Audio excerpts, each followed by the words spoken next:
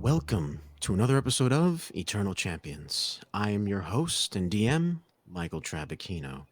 And joining me today on a very special episode of Eternal Champions are some very familiar voices and faces. First, Ernie, Hello. Vash. Good evening. Next, we have Cesar. Greetings. And last but not least, we have Jonathan. Yo, what's up?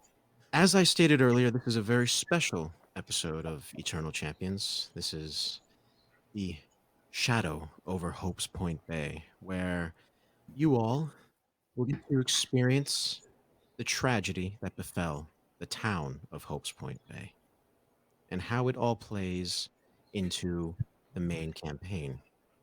So, without further ado, let's begin. Welcome to Hopespoint Bay. Come to visit, plan to stay, the sign reads. Home to well over 56,409 individuals, Hopespoint Bay is a town known to be on the rise throughout Loria. Why? No one knows, but rumors are abound, fleeing the lips of gossip mongers and those eager to find their worth in the waking world after the grand concomitants.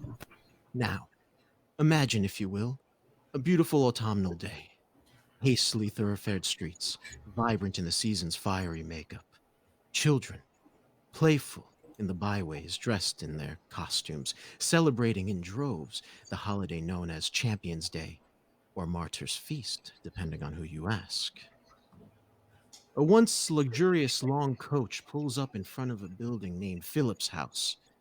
The driver, a portly man, in desperate need of a shave and shower, emerges. All right, last stop, you lot. Don't have to go home, but you sure as hell can't stay in me coach. He drinks from his flask and scratches the underside of his gut. It sways with every motion. If it's lodging that you... He wipes his mouth. Look no further. Mostly because there ain't none. And he departs. Who's the first to leave the coach? Taking a big swig of a cigarette, long trench coat and hood covering his head. A male, about 6 feet tall, stands, the creaking of the board as he gets off the carriage. Hits the ground without any issue.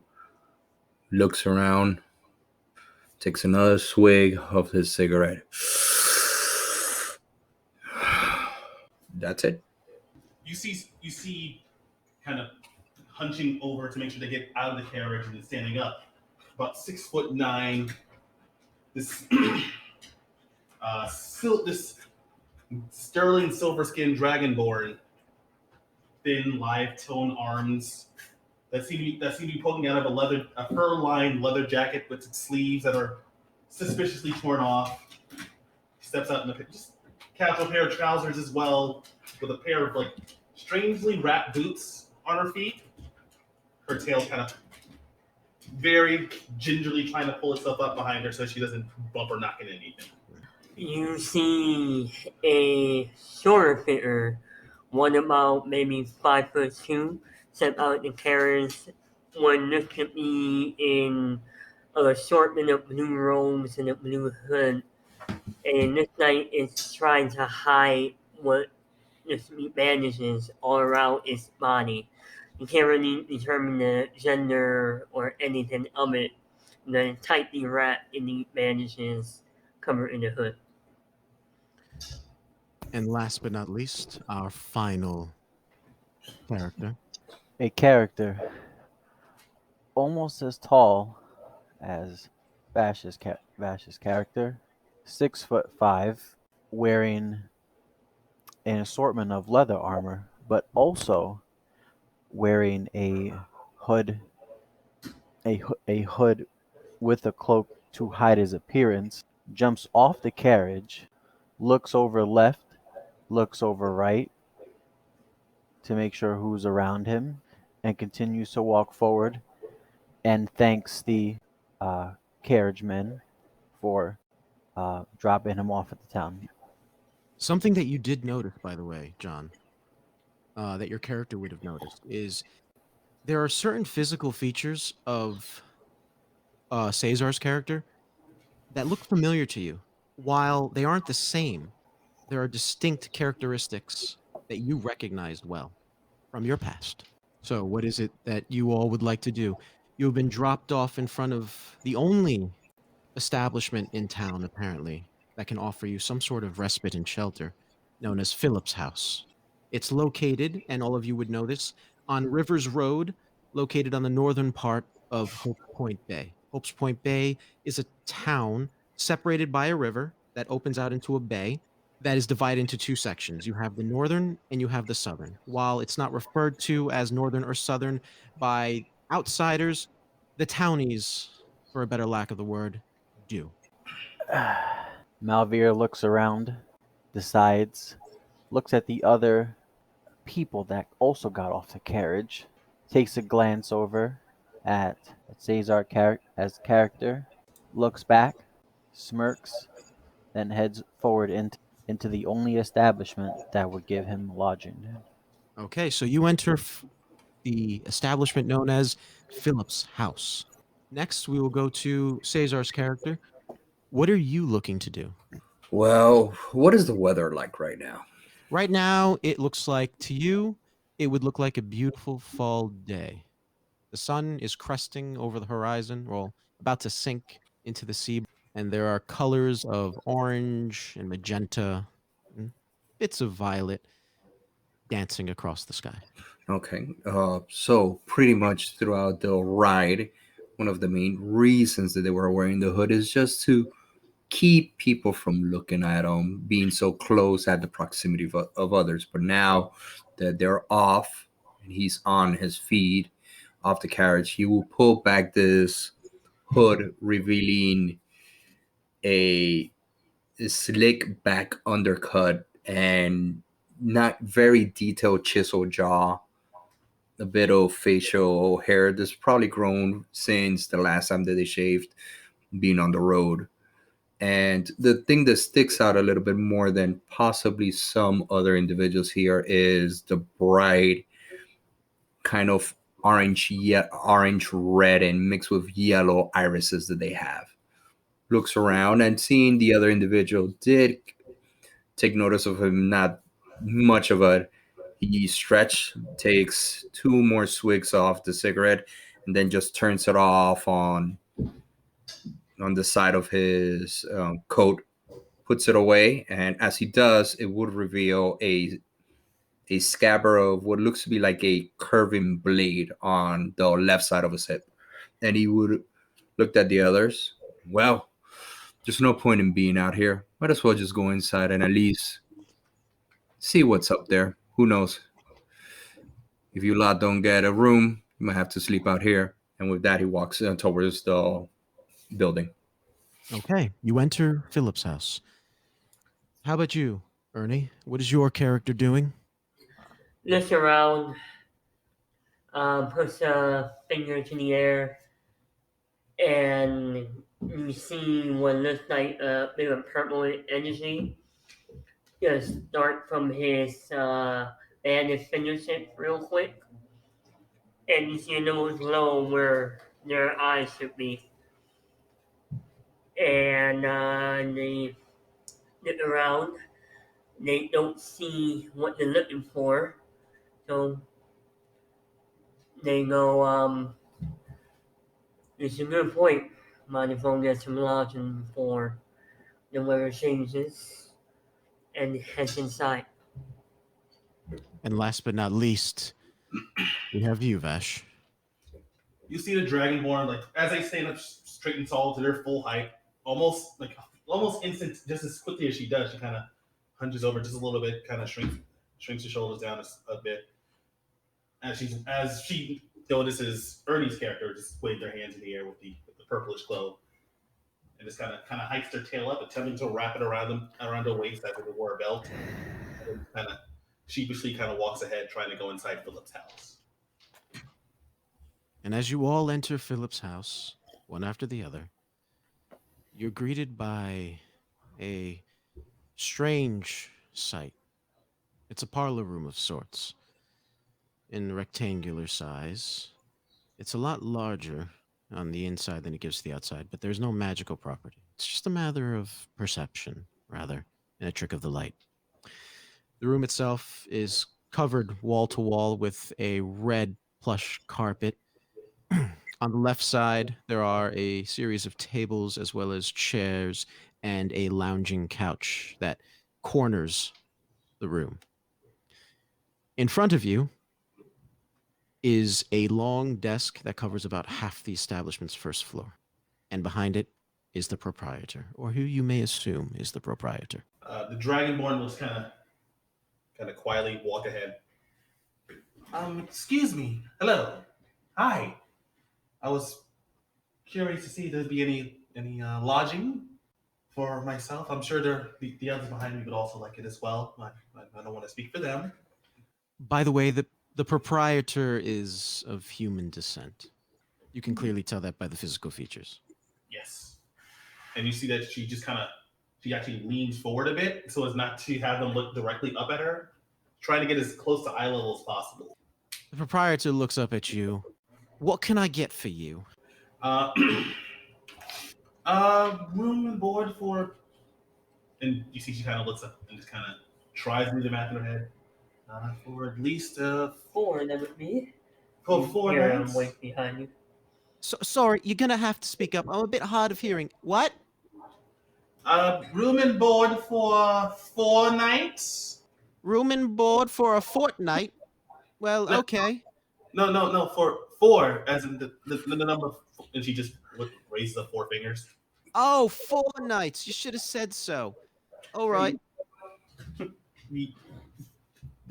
Thank you. And she just looks back at at the gentleman who's able to assist with the number of nights that she would be asking for, and just gives like a polite nod.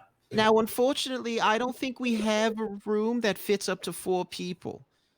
But I can give you possibly 2 adjoined rooms if you don't like.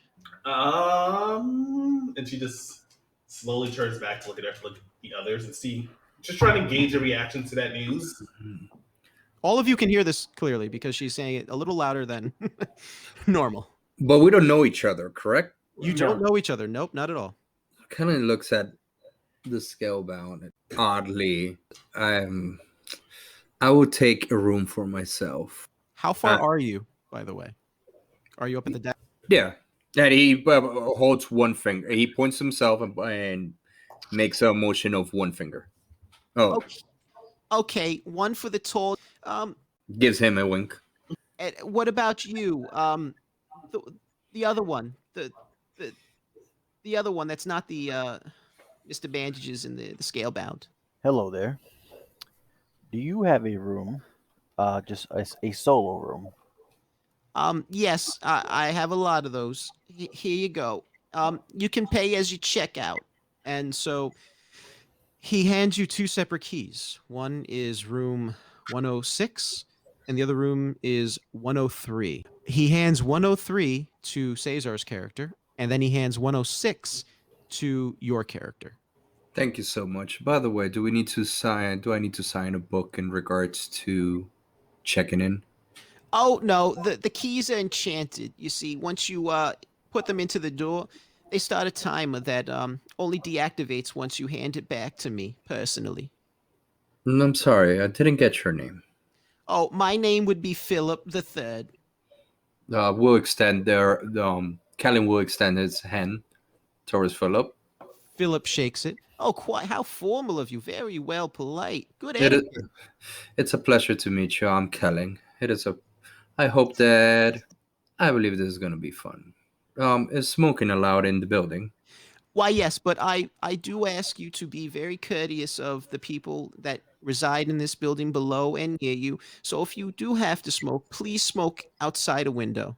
There's like a little bit of smirk that like it catches it in his lips. He goes, "I would do my best." Why, thank you. I appreciate it. And release the hand. And Now, for you bandages and you scalebound, would you 2 like an adjoining room or a double? I'll take a adjoining room. I like my privacy. That works for me as well. Yes. And so Philip goes back to the key rack and removes 2 keys. These, however, are on the upper floor, as they are noted as room 204 and room. The hell was that? I know it's okay. Don't worry Oh, about okay. No, okay. I was making sure everything's okay. Philip's knocking stuff. Yeah, exactly. Oh, I'm sorry. I'm such a klutz. And 206. 204 and 206. Yes. So he hands 204 to you, Ernie, and then to Vashon or Vash, he hands 206. Yes. And are the keys that are handed, is there like a mark on Kellen's key? Is there like a marking for a number? Yes, there is on the key itself. It says for your key, I think it says your room Yeah, number. it's And then 103. yeah. I just wanted to ask that. Does Kellen see what are the numbers on the other two? Give me a perception roll.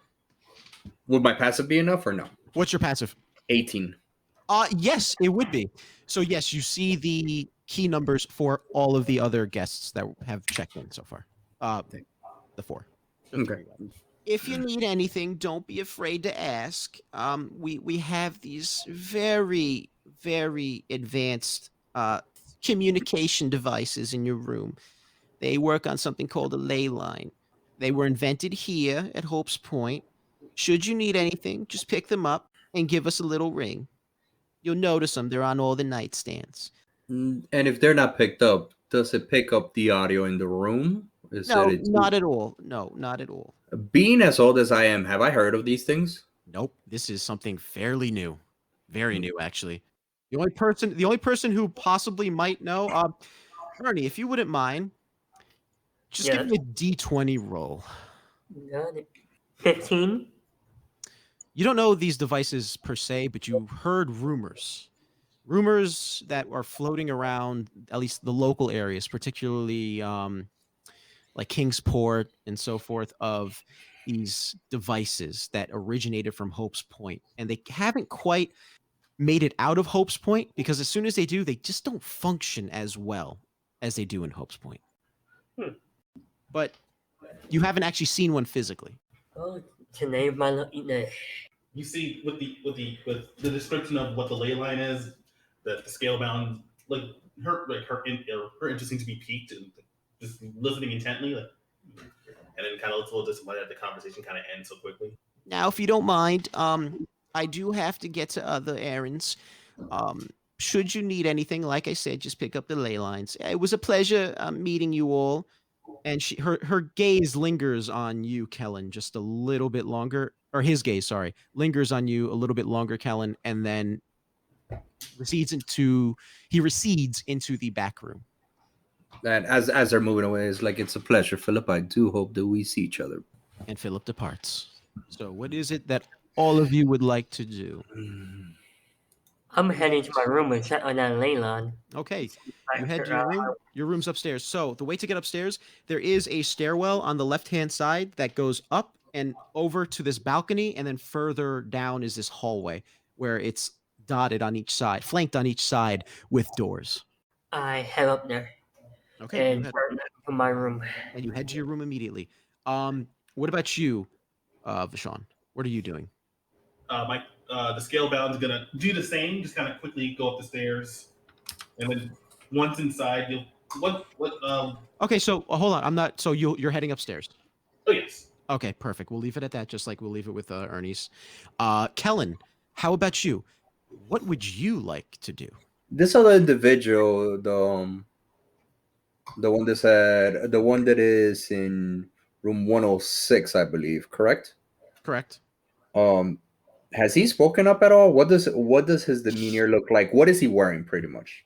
He described it earlier. He's wearing an assortment of leather armors and a hood. Gotcha. Okay, I was trying to figure out who was Bandage's. That's me. No, no. Bandages is Ernie's character, by the way. That's what I was Gotcha. calling Bandages. Okay. All right. What would you like to do? What is that individual doing? What is your character doing, by the way, Jonathan? My character is standing in the reception hall, just waiting. Sitting, just standing. Where in the reception hall exactly? It's a fairly large reception hall. He's standing by the stairs that go up to the rooms upstairs. Okay, he's just lurking. He's being a lurker. All right. I'm just gonna approach him. Like, hey, you lot. I couldn't stop but noticing you checking me out earlier. My character is going to use Blood Curse of Binding. Wait, what? Or what? You sure about that? Mm-hmm. Okay, read for us what Blood Curse of Binding does. You attempt to bind a creature you see within 30 feet of you. That is no more one size larger than you. The target must succeed on a strength saving throw. Of what? 12. Roll a strength saving throw. Or have their speed reduced to 0, and they can't use reactions until the end of your next turn. Kellen, roll that strength saving throw. I might have to do roll for initiative soon. Jesus Christ. Failed. Okay, so your speed is reduced to 0, and he can't do reactions. What are you doing? Question. As this Yes. has happened, is there any movements of like, and also are there any lights? Is this electrical? Is this candles? It looks like candle sconces, but when you take a quick look based off of your perception, your passive perception, they are fake candles, clearly electrically lit, Gotcha. to give the appearance of candlelight, which you're very accustomed to. In more developed areas, this is a very common practice in hotels and inns that try to pass themselves off as a little bit more than what they are. Morales, what are you going to do? Malvir is going to look into the creature's eyes and says, "You really think you can get away with that, huh? You really think I didn't notice you? You must take me for a fool. Your kind's not fooling me again." Very interesting little trick.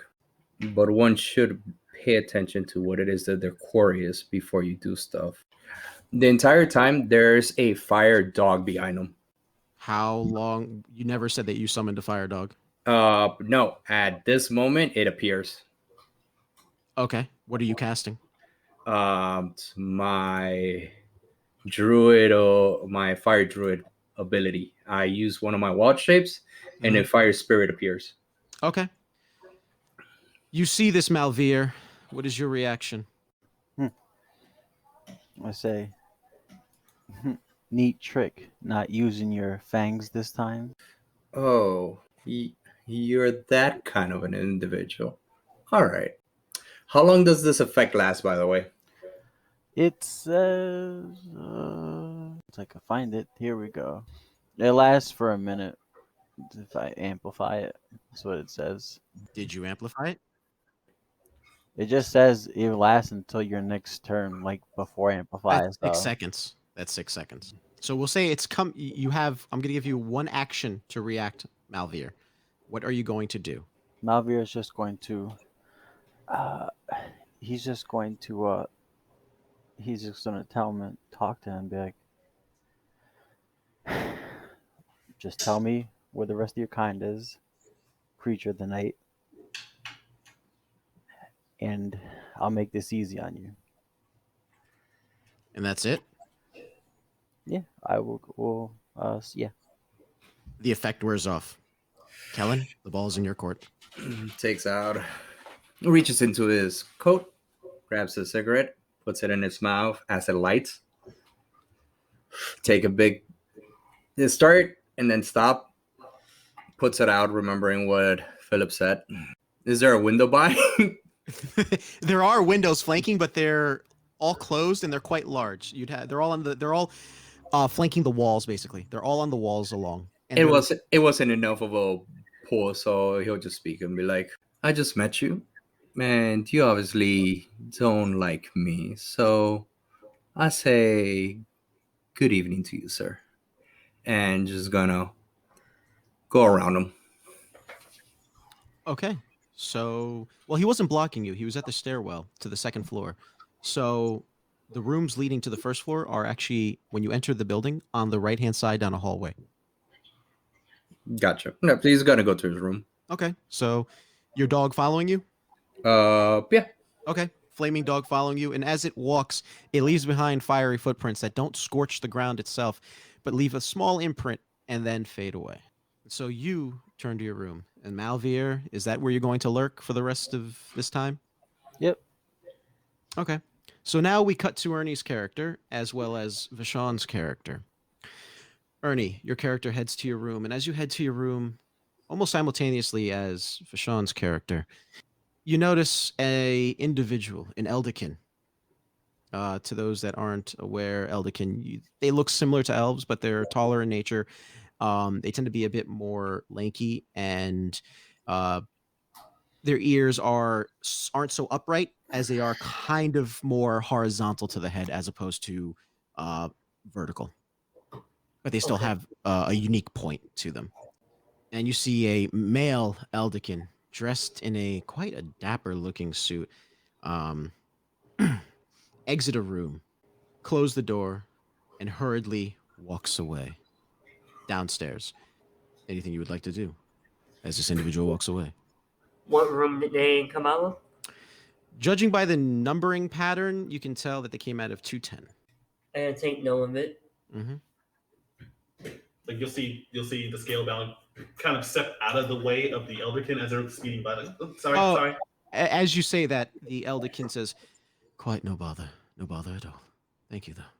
And then just kind of continue on to 206. Okay. So both of you open your doors simultaneously and enter your rooms. You, Ernie, your room has a queen-size bed in it, an armoire that flanks the door that leads to a bathroom. Indoor plumbing seems to be all the craze lately throughout Loria, and for obvious reasons. You, being what you are, don't have to worry about that. So it's never been of consequence to you. That it has not. But for the other races that call Loria home, you certainly can empathize with them. There is a nightstand, and on that nightstand, you see what looks like a strange crystalline device of some kind. Um, Very familiar to a material that you know as Aetherium. Huh. And I immediately start trying to figure out how they're harnessing it to use it for communication. And to see if it's similar to the other process I know. So, do you lift the device at all? Yes. You lift it. And as soon as you lift it, it jerks away from your hand. Are you trying to hold on to it?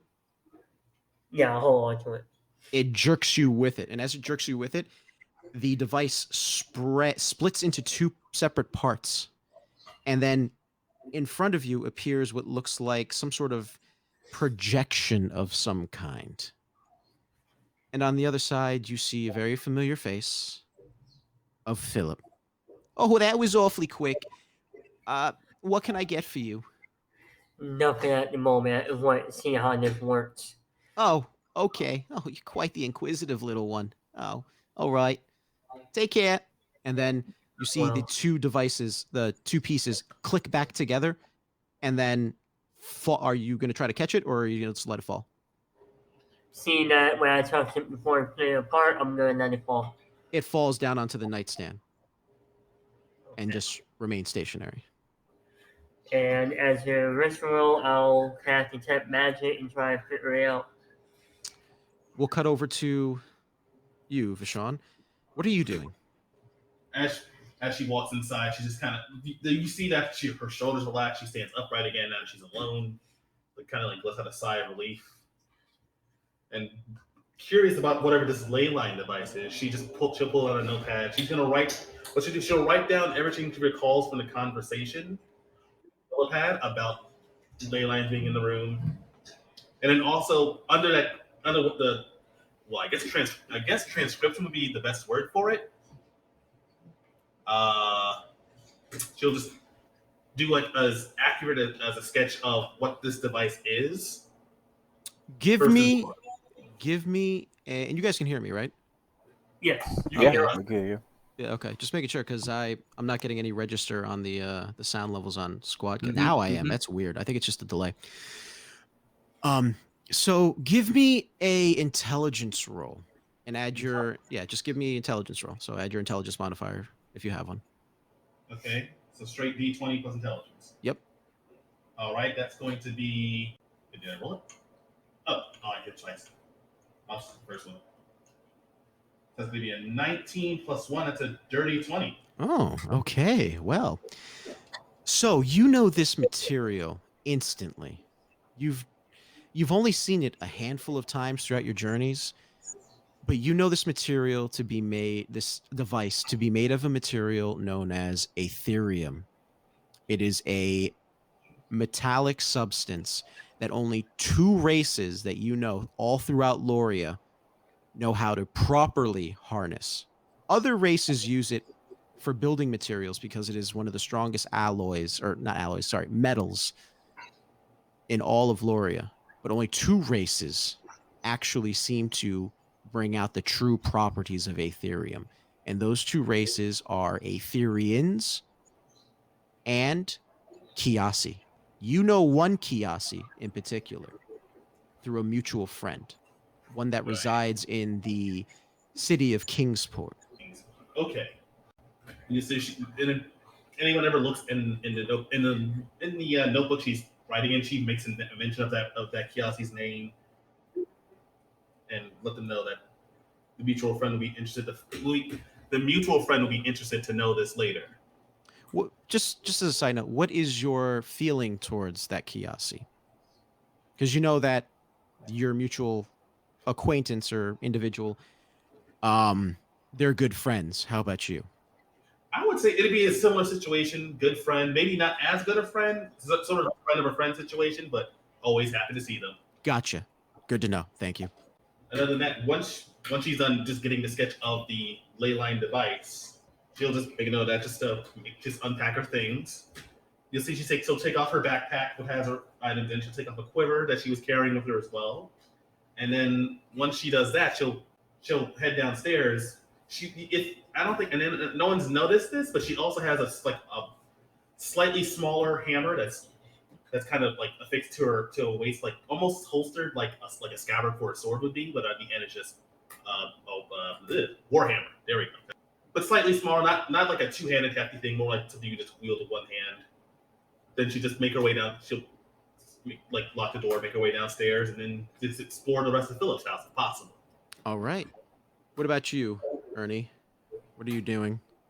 I'm trying to figure out how they managed to bring out this portion of the Ethereum and how they got it working this way. Try to compile my knowledge of it. And they Roll for me a d20 got it. and add your proficiency bonus to it. And you get advantage. Sorry, you get advantage because of the nature of it. Alright. What's your proficiency bonus? There it is. So that's gonna be a dirty 20. You close your eyes for but a brief moment, and instantly you see a flash before you. And you see a distinct line leave the device itself, travel down below your room. You know that there's another room below it too. And then you see it attached to what seems like the same aura as this device. And then that splits into another pathway. And you start to see all these multiple pathways emerging from these different rooms, all coming from these Aetherium devices. And they all seem to leave the establishment and head outside. Can I tell where outside? It ends as soon as it goes past the door. So kind of like basically a little bit past the door. And you kind of get the sense that just naturally you would know this, that it's more of a distance thing as opposed to not being able to sense it. So the more you move and the more you focus, you might actually be able to track where this may be coming from. Alright, I'm gonna try to focus on it and see if I can find out where it's coming from. Okay, so do you depart from your room? Yes. So we'll pick up with Kellen. What are you looking to do, Kellen? You enter your room. Is there anything within your room that catches your eye? It's something that you haven't seen before. You've been in more luxurious places before. This possibly could rank as a 3-star. Oh, my apologies. I'm like Kellen. Who's Kellen? How tall are the ceilings? The ceiling is, I would say, about 9 feet. So if you were an Oberon, you'd be very uncomfortable. Okay. Gonna go towards that device that they mentioned. Okay. And I'm gonna activate it. You touch it. Or just touch it. You touch it, and It seems like you don't have to even lift it. It pops open, it floats in the air, pops open, spreads apart in two pieces, and then the screen appears, and this projection of Philip is there. Oh, it seems. Oh, what can I get for you, Mr. Kellen? Oh, Philip, nice to know. Be speaking to a familiar face. Um, I just had a very uncomfortable encounter with one of the individuals that we just checked in. The gentleman in room 106. Oh, what was the encounter like? Hostile, kind of threatening, pretty much just up in my face. Kind of felt a little bit worried for my own safety. I just Don't wanted to. don't don't don't you worry about it, Kellen. I'll have one of our Securitrons go over to him. Uh, that would be greatly appreciated.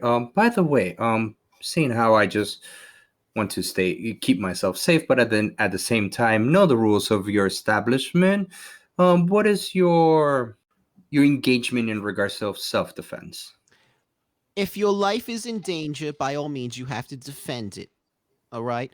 We're not going to do any of this silly lollygagging of you have to retreat or run away. That's quite stupid and foolish. If you have to defend yourself, by all means, defend yourself. But let you know, the rooms in here, well, not the rooms, sorry. The rooms outside the rooms are being recorded.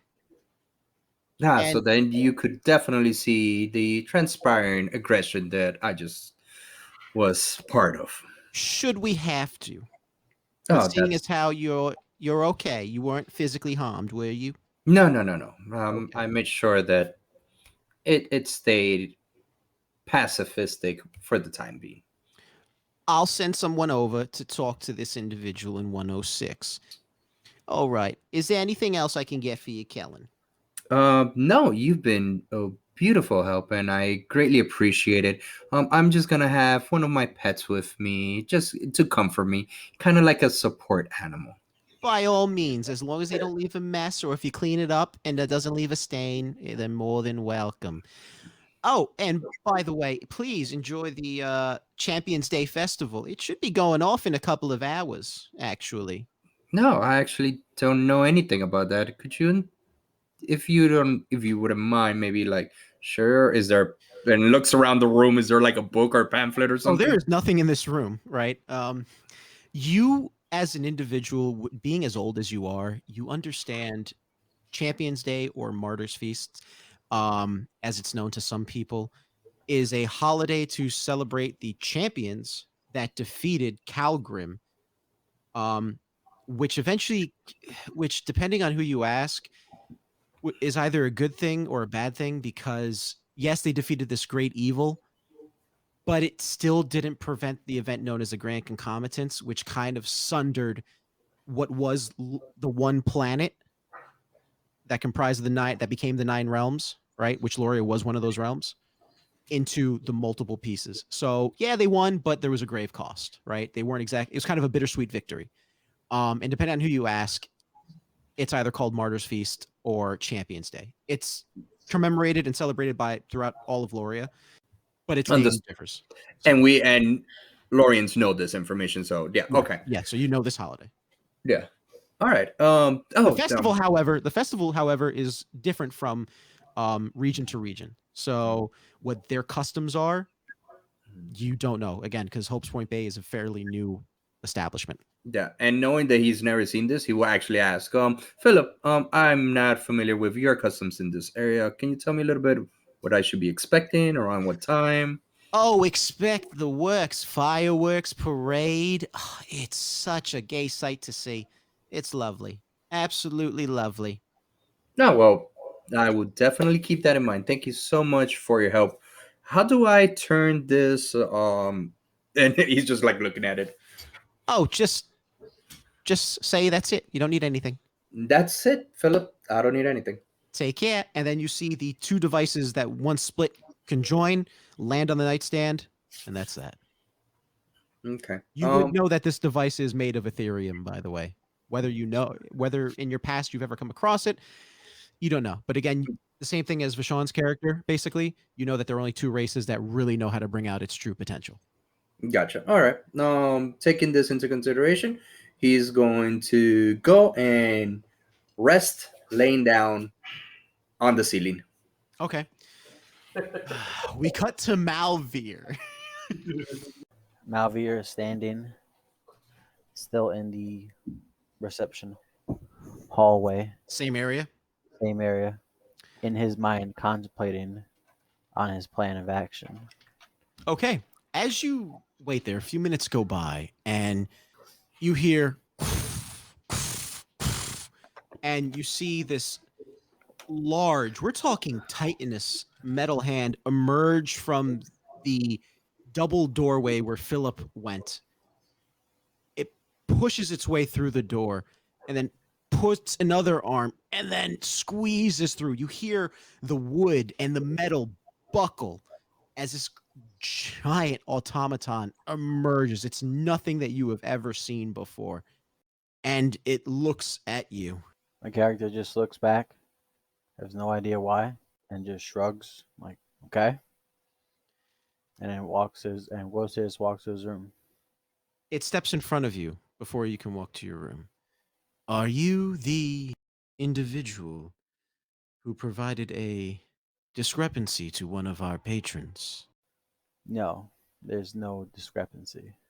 Clearly, our records indicate otherwise. And you see, it puts out a hand and it projects and recreates the scene that transpired between you and Kellen. I'm merely here for information. That is all. I would like it to stay that way for Kellen's safety as well as your own. Please do not accost any of the other guests tonight. Thank you. And it moves aside. Okay. And he goes back up. And you go, well, your room is on the first floor. Oh, I assumed every room like was upstairs. No. There's the first floor room, and then there's the second floor rooms. Your key clearly states 106. The 1 is the indicator of first floor. So you go to 106.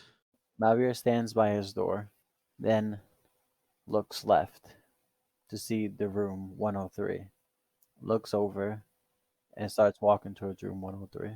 And as you walk towards room 103, you hear the crinkling of metal as the automaton has not left. It's been watching you this entire time. Automaton. Let me try to explain something to you right now. My quarrels are not with you. And frankly, you don't scare me, as I have nothing to lose anyway. As I said before, I'm merely to acquire information. And if you seek that information, ask it peacefully. You clearly accosted the guest in room 103 earlier, and I, for one, will not tolerate it. If he was accosted by a simple action and I didn't even touch him, then he should be more worried about what's outside. Give me a And deception more- roll, because the automaton clearly knows that you did act maliciously. Okay. Yeah. What role you said again? Deception. Deception? Okay. Just see what my deception is. Just +1. Okay. So while this is going on, Ernie, and I'm Ooh, assuming Vash, 19 your characters 1. are heading downstairs. I know my character is. I don't know if Ernie's is. What about Yeah. your? Okay, I so we'll say your characters are heading down simultaneously. You, Ernie, immediately see this automaton, and you get the similar energy reading from the trail of the ley line is emanating from this automaton. It's something you've never seen before, but again have heard rumors about in Hopespoint Bay. does this seem to me what I was searching for? It's not necessarily what you're searching for, but it's adjacent potentially. Potentially, it's something worth putting a note into or like a little pin into. My right hand opens up and purplish energy flows and a book appears. In my left hand, a quill, and I rapidly start writing down everything I see about the automaton and the energy. Okay. What about you, Vash? What are you doing as you see this massive automaton, which you're familiar with another automaton, but while that automaton that you know is quite sophisticated and the articulation of it is more advanced than this, there is something foreboding about this automaton, even though it's a bit more rudimentary. She's gonna like you see when she sees it, she's gonna like gasp, like kind of excited gasp, and then reach down for the notebook that she realizes at that moment she left in her room, and then just swear under her breath and just kind of just stare at it, trying to commit it to memory essentially. It's like, And you come in the middle of this conversation, both of you. I would ask you, guest 106, to leave guest 103 alone. He has requested to not be disturbed, and we are more dutiful in obliging those guests' requests. Who is speaking again? Oh, that's the automaton. Okay, I just want to. Oh, I rolled it. I rolled a dirty 20, Yeah. by the way. No, I don't know if you heard. Nope, I I heard. I heard. Nope, I heard. Okay. Malvia looks back at the automaton. As I said, my quarrels are not with you. As you are the defender, you are the good, you are the light. That's what I like about your kind. His kind, I don't. And I've come to seek information. But if you wish to think I'm a threat, then, as I said before, my how do I say my journey is endless. It can end now or it can end later. As stated previously, please step away from room 103. I do not wish to harm you. No, nobody can harm me. I've already been harmed enough. How are you saying that? He just says it as in Malvir has no emotions. Almost as if he was talking as if he was an automaton, but he's obviously not. Gotcha. And you know of my. No, yeah, no, I know. Yeah. He's saying it in a very cold manner. Yeah, emotionless. I need you to give me a perception roll. Or rather, what's your passive perception? That's the first thing I should be asking. 12. Give me Wait, a no, wait. Passive Oh yeah, I got it right. 12. Right. Give me a passive Weiss. Yeah, W. That's it, right? Yeah, I see it. Yeah. Okay. Give me a perception roll. Okay. Ooh, natural 20. Okay, you get advantage on this. Give me a dexterity saving throw. Okay. Is he going man? That's why I want to know. You'll see. You'll see. Didn't he have two hands? The one's got a hole in the arm. Quick question, DM. Yes, sir. While is happening. Yes. How tall would you say is this automaton compared to my character? This automaton is taller than you, substantially. Is it taller than? I got a 8. We'll say that it doesn't quite crest. It doesn't 17. It doesn't quite crest the ceiling. Second one. But if it jumped up, it probably burst through it. Oh. This thing's huge. Yeah. And as it's speaking to him, it's hunched over as it's speaking to him. You rolled a 17. That was my second roll. Yeah, first roll was 10. Second roll was 17. You're so close. The DC was 18. Son of a bitch. Uh-oh. All right, what was this again? This is a dexterity saving throw. I mean, that's not my plus though. Oh, what's your plus? Add your plus. Oh, it's plus 7. Oh, then yeah, you made the save. Thank God. You're still gonna I didn't even add that. I literally didn't even look at that. When I say give me a dexterity saving throw, give me the whole roll. Oh, okay. Yeah. Yeah, no, that's so one of my. Thank God, because one of my things. This is gonna be a lot of damage if it wasn't. What's that whirring sound?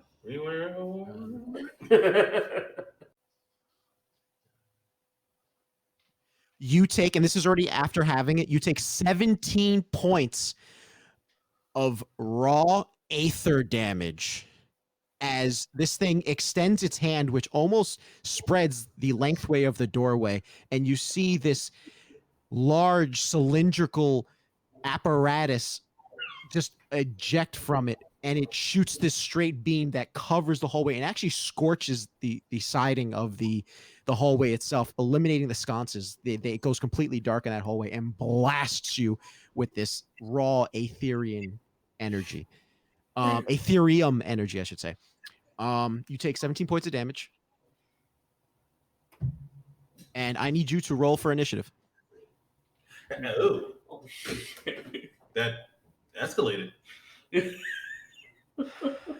The automaton rolled a 19. That's Was whatever just hit him audible? absolutely yes, and you could feel it too. And with my passive, was I able to hear his entire conversation outside the door or wherever he was? Were you actively sleeping, or were you just No, like? he's not sleeping. He's just there. I thought you were laying Just- down in bed, like resting. Yeah, he's on the ceiling resting. Oh, he's on the ceiling. You heard bits and pieces. You definitely heard the commotion, but you And that's enough. It's like he's just thinking in his head, should have listened. Actually, he doesn't say it in his head. He actually says it to the spirit. Should have listened, and the spirit just like flame sounds, but that's it. This might be the death of the first. And this was not an intentional encounter, son of a bitch. This was supposed to be actually a defense encounter, by the way. You reap what you sow. Yes, you do, unfortunately. So, the thing rolled a 19. What about you, Malvia? Okay. What'd you roll? I rolled an 8. Okay, so you go second. Okay. It charges up again. I need you to give me a dexterity saving throw. Unfortunately, this is not with advantage. Okay. All right. 7. Altogether, The all together. That altogether? Oh, plus dexterity saving. Yes. Yeah. 14. Not a save. Remember, 18 is the DC save. You take 29 points of pure Aetherian damage as, again, a second shot loads from the other hand and blasts you. Yeah. It looks at you and says, "Please, I implore you, end this petty squabble and return to your room or leave the premises. The choice is yours while you still can make it." While this is going on, what are you doing, Ernie, Vashon? What are your characters doing? You've seen this thing blast them twice. And you can tell, by the way, Ernie, this is quite the sight. He's taking notes. yes. Yeah. I And was taking complete notes on how this weapon is being used and using all the Ethereum energy and try to figure out how they learn our secrets. mhm. My character's doing the same. Like before that first black goes off, you would have like if anyone happened to look at her, you would have seen she was going to raise a hand and attempt to interject until the beam went off. So she's kind of froze. Yeah, and so just- 2 beams went off, one on each hand. and it began very quietly, just examining the situation. Oh no. Into the shadow. Are you still alive down there? Malvir looks at the automaton. How badly do you look right now, by the way? Malvir is damaged, You've, but you've taken 43 points of damage so far. Raw Aetherium damage. 49. Oh, 49? No, Yeah. 17 plus 29, I think. So it should be 46. Sorry, 46 points of damage. Malvir looks ahead. He dusts off the automaton damage, just dusts his shoulders, sighs, and he says, I do not do battle with creatures, beings that I have no quarrels with. Then And- please leave. Go back to your room or leave the premises. I do not wish to inflict more harm onto you. You can't. That felt like nothing to me. And he will walk away. In what way? In what direction? Well, the one that leaves can out either- of the Okay. Leaves out of the room. The one establishment? leaves out of the establishment, pretty Okay. much. You leave the establishment, and while you put on a good face, you are hurting for certain. Those blast raw Aetherium magic, no matter how tough you think you are, is going to hurt. It's like getting blasted with actual radiation. And if you took any more, potentially, we're talking like skin melting. Well, I'm surprised it hasn't. Nope, not yet. You're close. I'm surprised that You're hasn't. getting yet. in that threshold, but you're getting awfully close. So you see the individual who accompanied you all, except for Kellen, because Kellen's in his room, leave the establishment. Thank you for abiding. I regret the altercation. And then you see the automaton squeeze its way back into that back room. And that whole conversation, all you hear was sounds that non-stop crashing on a piece of paper. Well, writing out every little detail from how the energy went out, how the automaton looked as the energy went out, every single detail. Uh,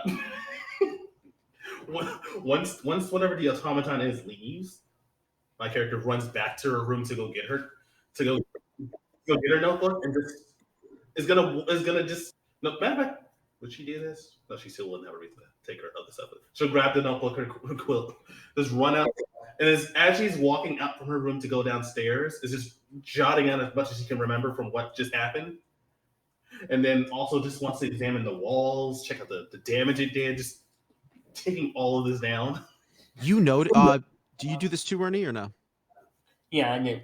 You I'm noticed trying to get a full outlet.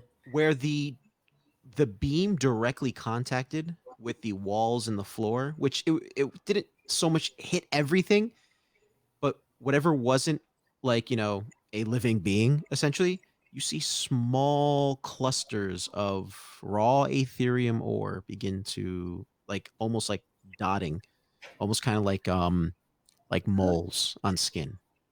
Hmm. Dot the hallway.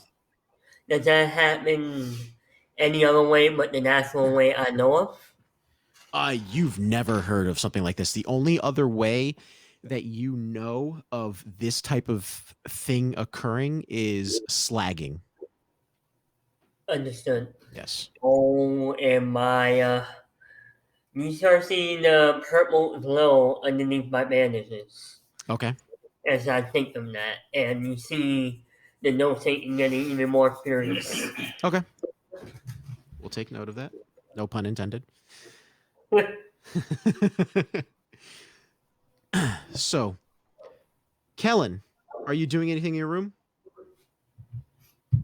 Aside from Well, seeing how the sounds stop. Well, he either died or learned this lesson. Let's let's hope for the latter. No, and he's just like writing on a book, just take it to himself. He would wait about like maybe.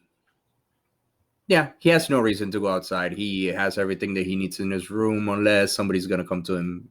He's just gonna stay there, then relax. okay, you know that the festival will begin in a few hours. Yeah, he's keeping that in mind, and obviously have a conversation with Philip or to see what would be the best place to see the fireworks, as they are quite a sight, as they stated. Through a quick conversation with Philip, you know that it would be the northern side of Hope's Point Bay. It's referred to as Garrett's Park. It is literally because you guys are on River Road, if I remember correctly.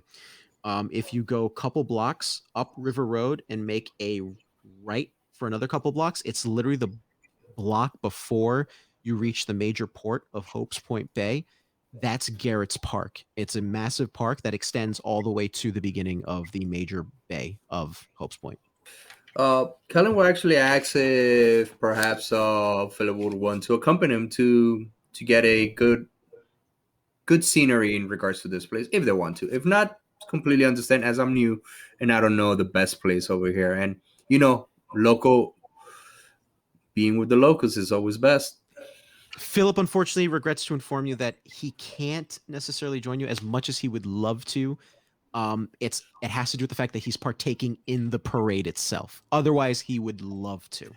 And that piques Kellen's interest in wanting to know more. Pertaining to what is he actually doing in the parade? Yes. Promoting the business. This business? Yes, Philip's. Yes, Philip's house, I should say. All right. Yeah. If there's anything that I can do, I'll be more than happy to assist. You've done so much with helping me feel safe. I mean, it's the least I could do. And Philip smiles at you and says, "Oh, just be a part of the crowd, dear." I will so do so, and pretty much just talk little things here and there, and then just end it. And at the time frame that needs to be, he will start leaving. Okay, the conversation didn't take long. You still have a couple of hours. I would say even more, but 2.5 hours before the event takes place. This Mm. conversation was quite speedy. But in the meantime, Ernie, Vashon, what are your characters doing? I would say noticing that the sermon that's been I guess been not following my character per se, but just been there the entire time taking notes like I am. She's just got sheepishly I see you also take an interest in it. And she kind of just gestures at the everything that's transpired. As soon as I realize it's all at me, the phone disappears, the book turns back into energy and disappears. Yeah, always looking to learn new things and to see the progression that people make. Yes, it's always and always good to learn. And saw lots of things with and um hi, yes, thank you. And she's kind of you see she starts shrinking down even more. By the way, Ernie, how wrapped is your character? Extremely. Extremely? Okay. That's all I I'm need to trying know. not to show any. Absolutely understandable. I was just asking for reasons. Go ahead. I know. But you didn't notice a weird glow from me earlier. You made a note of that, Rashawn, because I did not know your character's name.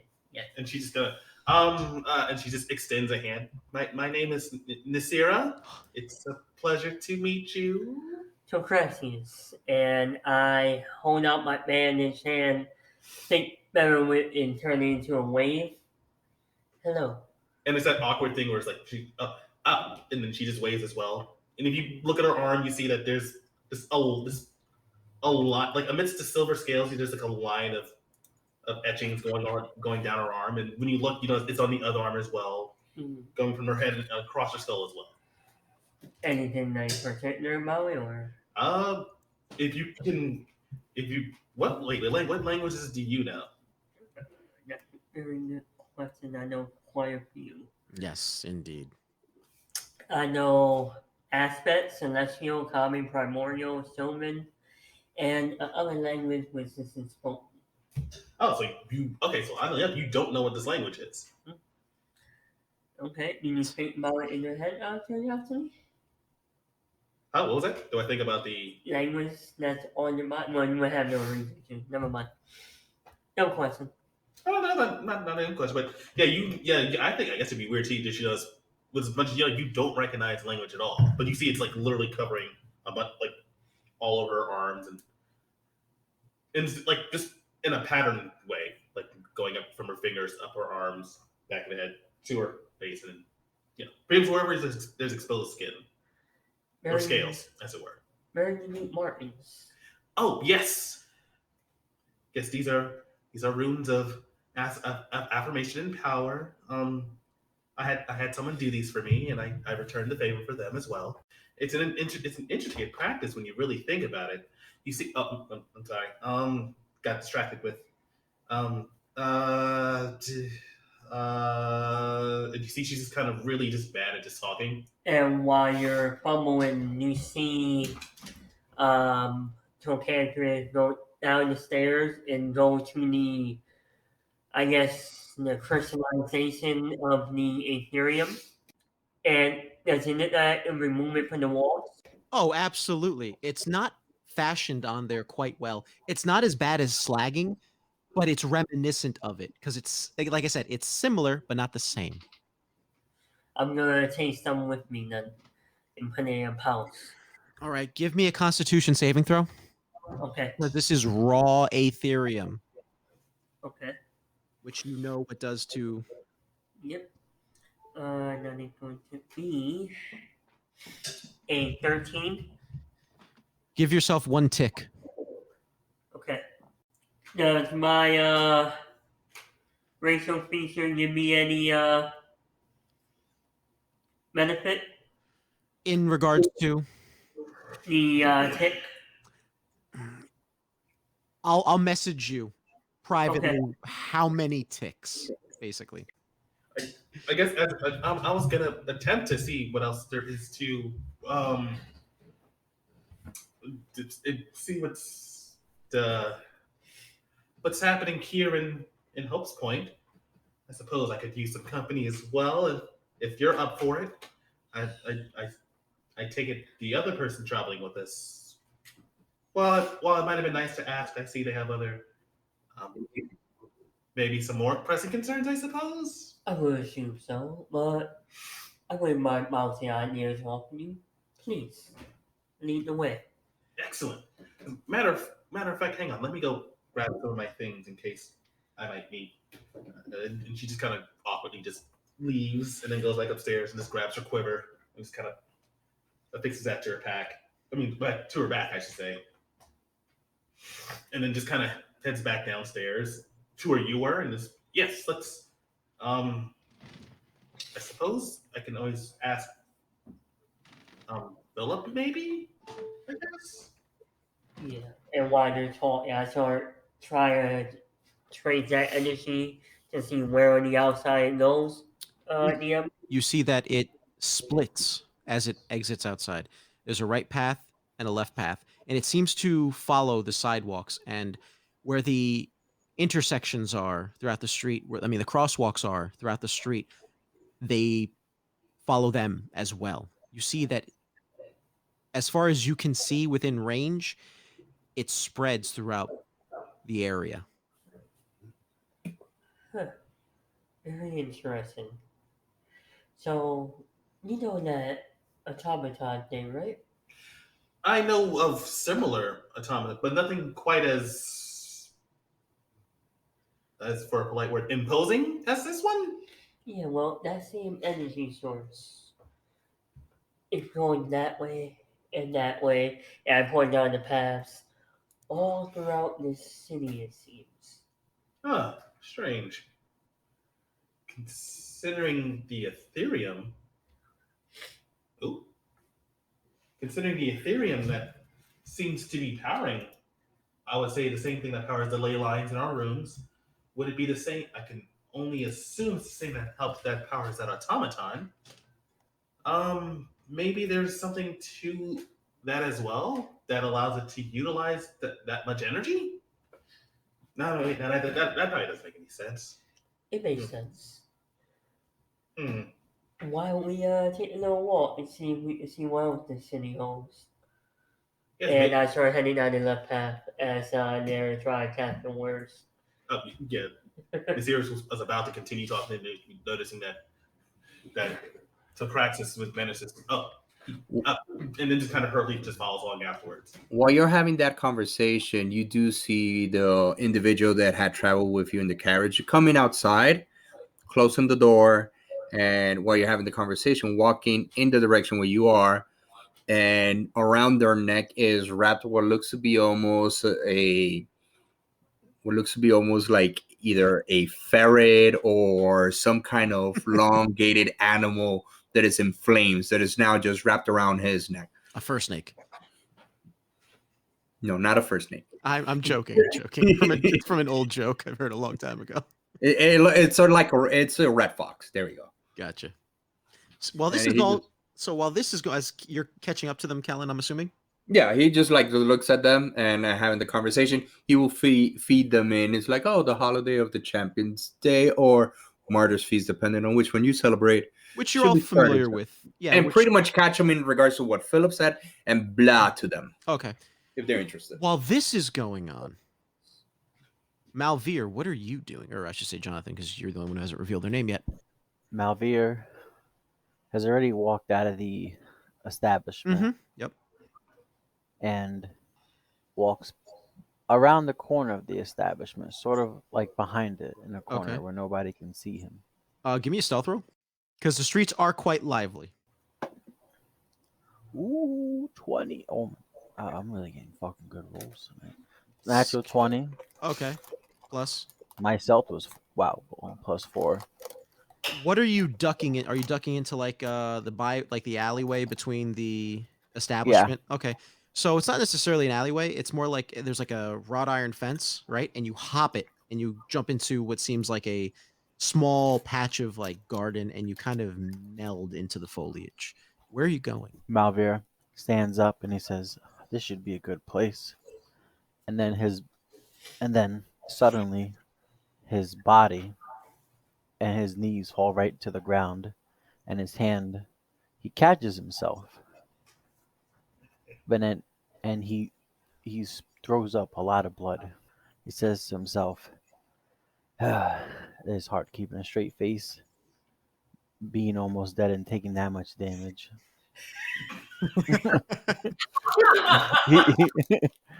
he he held a straight face like a champ.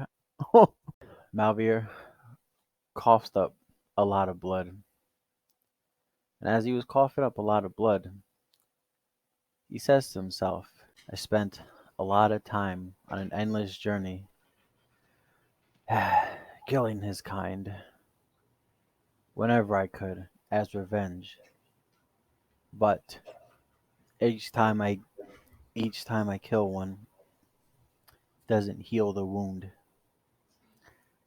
I may be joining you soon, Luna." And he sits. When he hopped over the fence, he's sitting, but kind of laying his back, kind of, I guess, behind the bush, like he's sitting down, but he's not on the. You know what I'm saying? Squatting? He's yeah, Okay. So you're he's squatting in the brush. he's squatting. Yep, his back against the brush, and just uh awaiting until he feels better to walk again.